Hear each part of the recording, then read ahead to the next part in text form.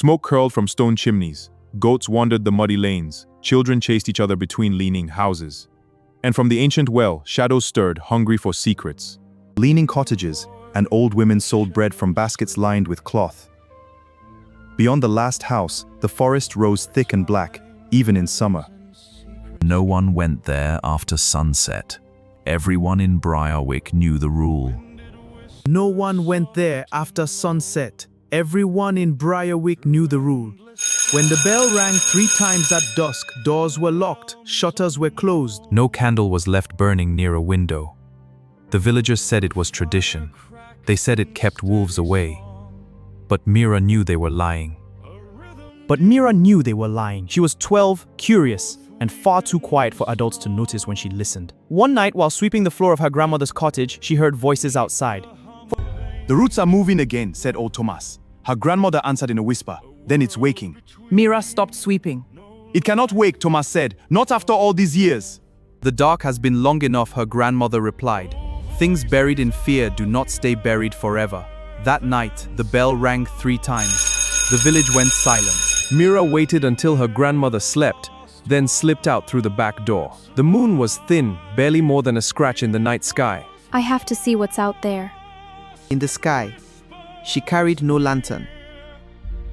In Briarwick, light near the forest was said to invite whatever watched from inside it.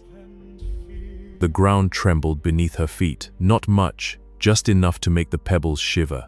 Mira followed the sound to the old well at the center of the village. It had been sealed with iron chains for as long as anyone could remember.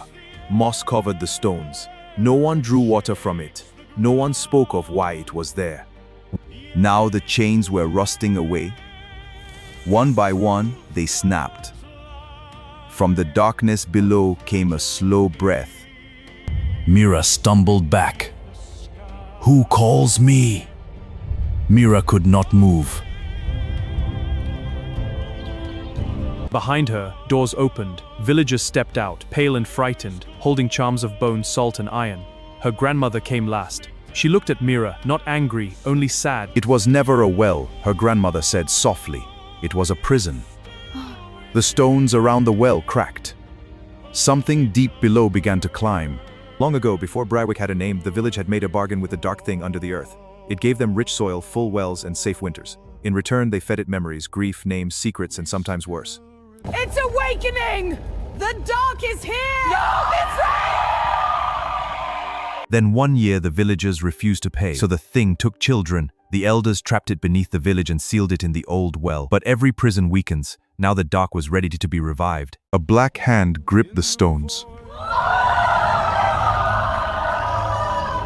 Mira's grandmother placed a small iron key in Mira's palm. You found it. So you must choose. Choose what?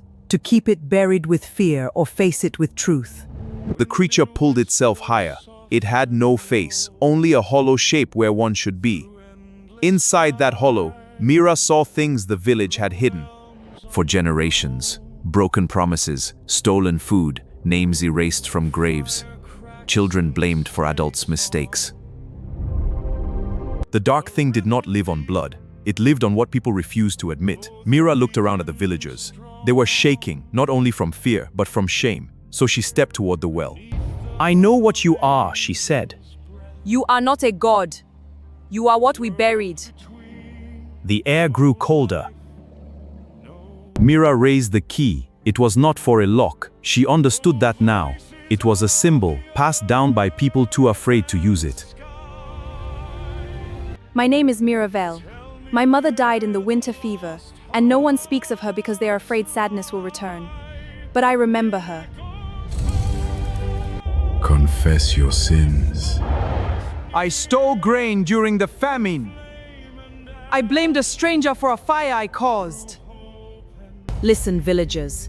Long ago, children vanished. We elders lied. We said only a few were taken. But the truth is, many more were lost. With every truth, the creature shrank. The dark did not vanish. It thinned like smoke before dawn. At last, the first line of sunlight touched the rooftops. The thing in the well. Then it sank back into the earth, not imprisoned this time, but weakened.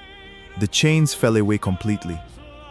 For the first time in 100 years, the old well was open. And whenever shadows gathered near the forest, Mira would stand at the edge of the village and look into them without fear. Because some things can only return in the dark, and some things can only be defeated when brought into the light.